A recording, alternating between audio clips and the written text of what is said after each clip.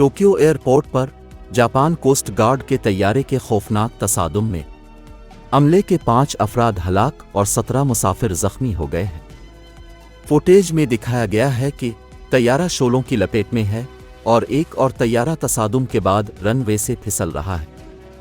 इस तरह जापान में नए साल पर एक बड़ा ज़लज़ला आया जिसमें 48 अफराद हलाक और सुनामी की लहरें आईं।